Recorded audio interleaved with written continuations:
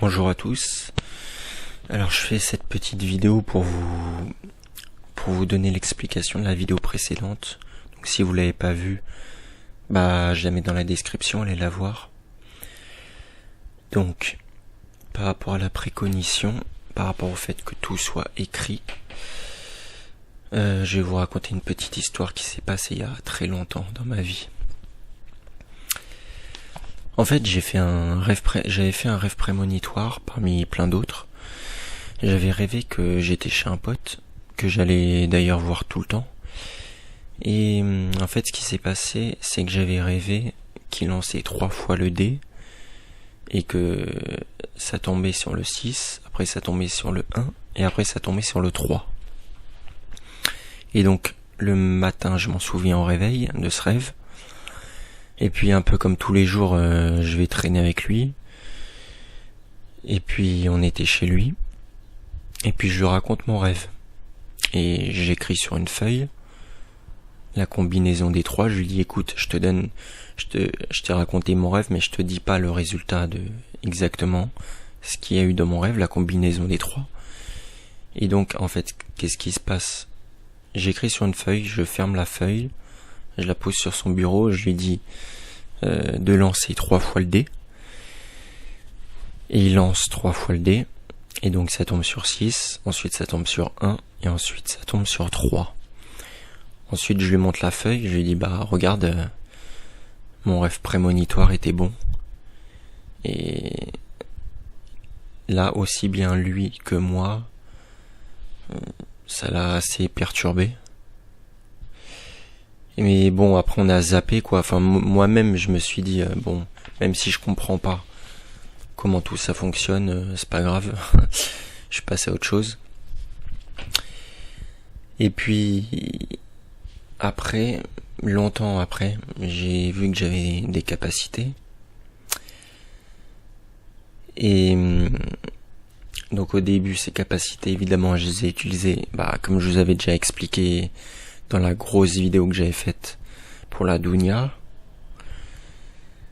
Ensuite, une fois j'étais dans la rue, et je marchais normal, tranquille, et il y a un ange qui m'a parlé. Donc je répète la phrase, même si je vous l'avais déjà expliqué depuis longtemps dans mes vidéos. Donc j'étais dans la rue, je marche normal, là il y a un ange qui me parle. Donc au début je sursaute, je me retourne, je me dis j'ai cru qu'il y avait quelqu'un qui était derrière moi en fait. Mais il y avait personne, ni à gauche, ni à droite, ni devant, ni derrière, ni en haut, ni en bas, ni à 1 mètre, ni à 1 kilomètre aux alentours. Et en fait c'était un peu comme dans les films en plus, il y avait une certaine résonance. Mais en fait c'était un peu télépathique, c'était bizarre. Après est-ce que c'était un ange gardien? Une matérialisation de la source, une matérialisation d'une intelligence ou de je sais pas quoi. Certains diront des djinns, mais bon. Et en fait, cette voix m'a dit justement que je devais arrêter, que je devais pas utiliser en gros mes capacités pour la Dounia, tout simplement. Parce que pour moi, ça servait que à ça en fait. Et donc de ce jour-là, j'ai obéi.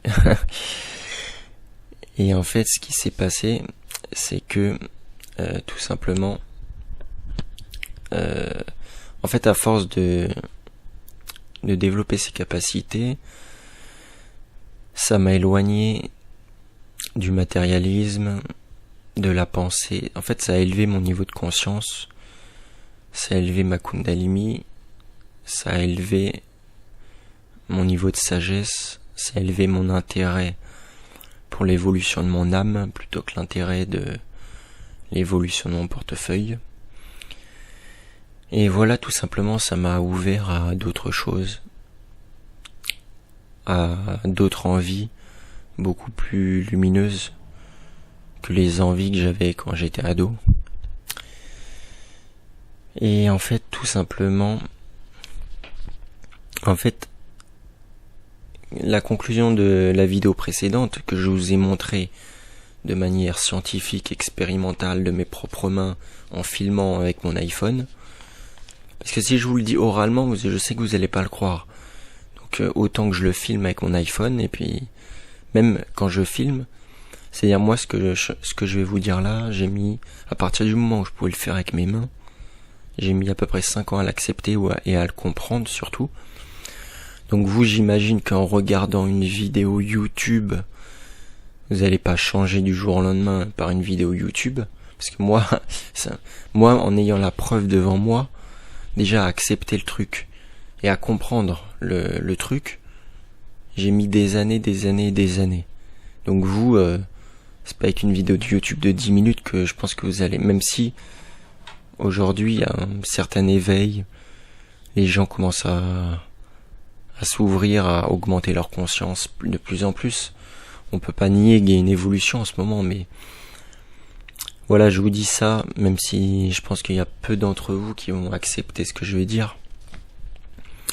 En fait, le truc, c'est que tout est écrit, mais c'est pas écrit dans le passé, c'est pas écrit dans le présent, et c'est pas écrit dans le futur, c'est écrit dans un autre temps. C'est-à-dire que, en fait, si vous voulez, on a l'illusion, comme quand en fait, c'est comme quand on joue dans un jeu vidéo, le petit bonhomme, on le fait avancer à gauche, à droite, ou alors lorsqu'on est dans un rêve, qu'on a le choix entre aller à gauche, aller à droite, faire telle action. En fait, on a l'illusion à chaque fois que paf, on choisit maintenant, là, tout de suite, dans la réalité dans laquelle on est. Un peu comme dans le film Matrix. Sauf qu'en fait, non. Quand vous êtes dans un rêve, que vous avez le choix entre aller à gauche ou à droite, en fait, c'est pas vous dans le rêve qui êtes en train de décider, à part si vous faites un rêve lucide et encore. C'est votre cerveau dans votre lit qui est en train de décider. Et même dans l'absolu, c'est même pas votre cerveau dans votre lit, c'est votre conscience qui est même pas dans votre lit. Votre conscience qui est dans l'invisible. Qui a accès aux annales akashiques. Donc, quand on fait un rêve et qu'on pense être libre, en fait, dans notre rêve, on n'est pas libre. Enfin, le centre de décision n'est pas dans notre rêve. Il est beaucoup plus haut. Il est dans l'invisible, il est dans 2 dimensions. Et en fait, c'est pareil que dans la vie, là, dans laquelle vous êtes. Là, vous êtes devant votre ordi actuellement, ok? Vous pensez, ok, je décide de faire ça. Mais en fait, c'est pas votre cerveau qui, quand vous décidez d'un truc, ça vient du monde de l'invisible, ça vient de votre âme qui est dans l'invisible. Déjà moi, vous le savez, j'ai déjà témoigné, j'ai déjà fait une sortie de corps, donc je sais par expérience et par expérimentation que je ne suis pas mon corps, d'accord, que tout est écrit, que quand je vais mourir, je vais quitter mon corps et que ça va continuer et que je vais continuer à exister dans l'invisible. Donc ça, c'est assez rassurant quand même de savoir par expérience que tout est écrit et que la vie continue après la mort. Enfin, mon âme continue d'exister et que tout simplement, il n'y a pas de stress à avoir. Le seul stress que vous devez avoir, c'est si vous faites des mauvaises actions, vous allez le payer. Après, le mal ne peut venir que de vous. Ça, c'est quelque chose qu'il faut que vous mettez dans le crâne. Le mal ne peut venir que de vous. En face, vous avez certainement des ennemis, enfin, des adversaires, des gens qui... Vous avez l'impression qu'ils vous veulent du mal, mais en fait, avant de vous incarner, en fait, c'est pas avant, c'est dans un autre espace-temps. Vous choisissez votre incarnation, vous choisissez tout ce que vous allez vivre. Et à ce moment-là, vous choisissez tout ce que vous allez faire, choisir et vivre. Mais c'est pas un truc qui est avant ou qui est pendant ou qui est après, c'est dans un autre espace-temps, ça a rien à voir. C'est comme dans un rêve. Lorsque vous rêvez, entre le petit bonhomme dans le rêve et vous dans votre lit en train de dormir, c'est pas le même espace-temps. Vous pouvez pas comparer. Et donc, en gros, mais pour simplifier, on dit qu'on a tout choisi avant notre incarnation, c'est pour simplifier, quoi. Mais c'est ni passé, ni présent, ni futur. C'est dans un autre espace-temps. Et si vous choisissez, par exemple, de vous incarner dans une vie vous allez frapper quelqu'un par exemple, c'est-à-dire que de l'autre côté, il y a quelqu'un qui a choisi de s'incarner dans une vie où il va être frappé par vous. Donc en fait, vous vous mettez d'accord avec tous les autres êtres humains et tout ce qui est vivant et tout ce qui émane de l'esprit, de la matière. Et donc en fait le délire, c'est que vous vous mettez d'accord avec tous ceux avec qui vous allez interagir, que ce soit animal, végétal, minéral, humain ou plus. Et donc en fait la conclusion, c'est un peu les conclusions quantiques et les conclusions spirituelles, c'est que nous sommes un. Nous venons tous de la même source au niveau de notre âme. C'est-à-dire que notre âme, nous sommes tous une petite goutte, une petite étincelle de la source. Et en fait, c'est pour ça qu'on s'est tous mis d'accord. En fait, on n'a pas besoin de tous se mettre d'accord vu qu'on vient de la même source. Je sais pas si vous comprenez. C'est comme si vous prenez dans votre main gauche un petit bonhomme, un petit jouet, dans votre main droite un petit bonhomme qui représente le petit bonhomme méchant, dans votre main gauche le petit bonhomme gentil, et comme les enfants, vous vous amusez à les faire parler, il y en a un qui va taper l'autre et tout, mais en fait ça, forcément, les deux, ils viennent du même corps, du même cerveau, donc en fait c'est la même source, donc ils n'ont pas besoin de se mettre d'accord. Je sais pas si vous comprenez ce que je veux dire, mais en gros, on vient de la même source, et on vient pour expérimenter on vient pour expérimenter non pas l'unicité mais la désunicité dans le but de se réunifier. Et en fait c'est ça la lumière, c'est la réunification, transmuter le mal en bien.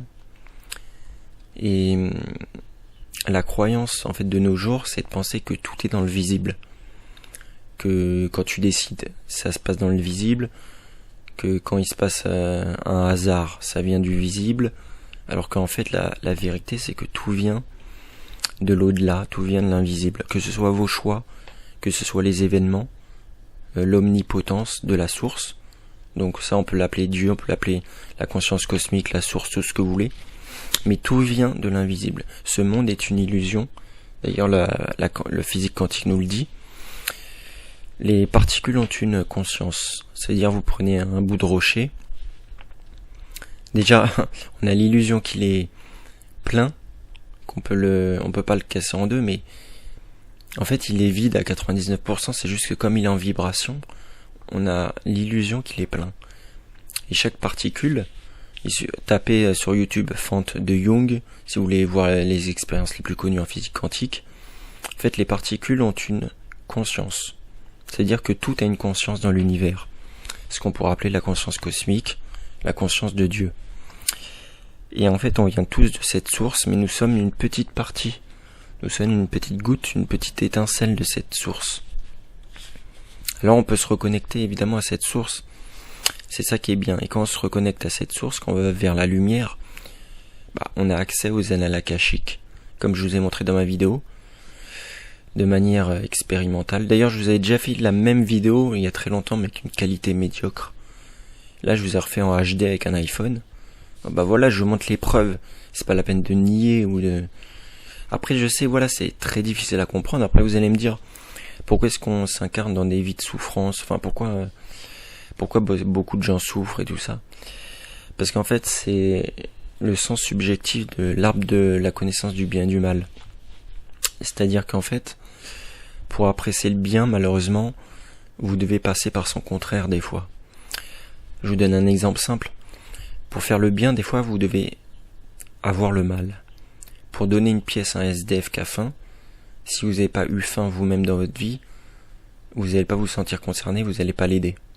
Si vous avez eu faim dans votre vie, et vous voyez un SDF qui a faim, vous allez l'aider. Donc en fait, des fois, vous êtes obligé de passer par la souffrance pour aller vers la lumière. Vous êtes obligé de passer par le mal pour aller vers le bien. Si vous vous êtes jamais fait frapper, enfin, vous savez, les gens par exemple qui vont frapper quelqu'un parce qu'ils se sont fait frapper, les pédophiles qui vont violer parce qu'ils se sont fait violer, en gros, le mal et le bien sont intriqués. Le mal, amène indirectement au bien, et le bien peut favoriser le mal en même temps. C'est un peu le yin et le yang, c'est-à-dire que des fois, pour aller vers la vérité, on a besoin de passer par le mensonge, on a besoin de se faire entuber par les politiques, etc. On a besoin de souffrir pour se remettre en question. Des fois, on n'accepte pas de changer, on n'accepte pas d'aller vers la vérité, la lumière, l'unicité, tant qu'on n'a pas expérimenté le mal, tant qu'on n'a pas goûté à ce que c'est l'individualisme, le matérialisme, la souffrance, les sentiments négatifs, l'obscurité. Beaucoup de gens, avant d'être dans la lumière, ils étaient dans le côté obscur. À l'inverse, vous pouvez être du côté lumineux et passer du côté obscur comme Anakin, ou inversement être, voilà, toute votre vie vous avez fait du mal, vous avez volé, cambriolé, machin et tout, et puis un jour vous vous faites cambrioler vous-même et vous vous rendez compte le mal que vous avez fait en fait, et vous décidez de faire le bien. Beaucoup de gens qui sont dans la lumière sont passés par des phases obscures et inversement, et en fait on expérimentait le mal, la souffrance. C'est un des chemins pour aller vers le bien. Un peu comme un enfant, vous lui dites non mais touche pas à la plaque chaude, tu vas te brûler, et il vous écoute pas. Il a besoin d'expérimenter la souffrance, il a besoin de se brûler pour aller vers la vérité. Et en fait la source a besoin fait une expérience comme dans un rêve d'illusion, où elle oublie qui elle est, d'où elle vient, pour pouvoir expérimenter l'opposé de ce qu'elle est, l'unicité, la lumière, pour pouvoir se retrouver elle-même. Et en fait c'est ça toute la conclusion de cette histoire. Le fait que tout est écrit, qu'on se met tous d'accord, mais qu'en fait on vient tous de la même source. En fait c'est ça le truc. C'est ça qu'il faut comprendre, c'est que on est dans un monde d'illusions, on est là pour évoluer vers la lumière, mais la majorité choisissent des incarnations en passant par des chemins de souffrance, de mensonges, de se tromper soi-même. Quand vous êtes dans un rêve, vous vous trompez vous-même. À part quand vous êtes dans un rêve conscient, vous savez que vous faites un rêve, mais généralement, dans un rêve, vous oubliez que vous êtes dans un rêve. Ou vous-même, vous souhaitez être dans votre illusion. Vous souhaitez être endormi dans le mensonge. Et la majorité des incarnations, c'est ça. Vous vous incarnez dans l'endormissement pour mieux vous réveiller. Et en fait, la vie est cyclique. C'est le yin, le yang, le bien, le mal, le mensonge, la vérité, la lumière, l'obscurité. La vie est un cercle qui tourne et on expérimente. On s'éloigne, on revient, on s'éloigne, on revient. On expérimente tout ça tout simplement. Voilà, j'espère que essayez de méditer sur ça, et puis en tout cas sachez que vous n'avez aucune crainte à avoir si ce n'est vous-même. Tout ce que vous aurez dans votre vie, c'est voulu, choisi, juste et nécessaire. Quoi qu'il arrive dans votre vie, il n'y a aucun stress. Posez-vous tout le temps la question pourquoi. Pourquoi je vis ça, pourquoi je souffre, quelle est la raison. Il y a toujours une raison. La source, Dieu est juste, la vie est juste, tout est juste. Même d'ailleurs, on peut prendre les pires incarnations possibles. Quelqu'un qui se fait torturer, qui meurt sous la torture, etc., brûlé vif. Peut-être que c'était la même personne, mais que la personne qui a torturé se réincarne dans la personne qui est torturée. Et en fait, c'est ça que n'ont pas compris les satanistes, c'est que eux, ils pensent expier les péchés des gens en faisant le plus de mal possible, en se disant si je fais du mal à cet enfant par exemple, forcément ça veut dire que ça a été un salaud dans une autre vie, donc forcément là je suis en train de lui expier ses péchés, donc forcément je suis en train d'expier les péchés du monde. Mais ces gens, ils n'ont pas compris que le mal qu'ils font, ils se réincarnent ils le payeront dans leur prochaine incarnation en fait. Donc voilà, c'est pour ça que je vous invite à tout simplement être dans la vérité, la lumière, l'amour, l'unicité, la reconnexion, à vous connecter au divin, à n'avoir aucun stress, à remercier la vie, à remercier Dieu, à remercier le ciel pour tout le bien que vous avez, et remercier pour tout le mal que vous avez, parce que le mal est une nécessité. C'est quelque chose, soit vous évoluez de votre plein gré, soit de force. Donc si vous souffrez dans votre vie, c'est que vous avez choisi d'évoluer de force, par la force. Vous avez choisi d'avoir un cancer pour arrêter de fumer, parce que vous n'avez pas voulu arrêter de fumer par vous-même, etc., etc., etc. Donc remerciez le bien, remerciez le mal, comprenez d'où vient le bien, d'où vient le mal. Comprenez que à l'extérieur de vous, il n'y a aucune crainte à avoir. Tout est à l'intérieur de vous. Vous devez vous reconnecter à la source, vous devez vous reconnecter à la lumière, vous devez vous reconnecter au grand tout, et vous ne devez pas vous exclure de la source. Vous êtes une partie de Dieu, une petite goutte, une petite étincelle de la source, mais vous n'êtes pas Dieu, évidemment. Vous n'êtes pas la source, ça c'est important de le comprendre aussi. Voilà, j'aurai peut-être d'autres choses à vous montrer plus tard. En tout cas, je vous dis à bientôt, soyez tous bénis.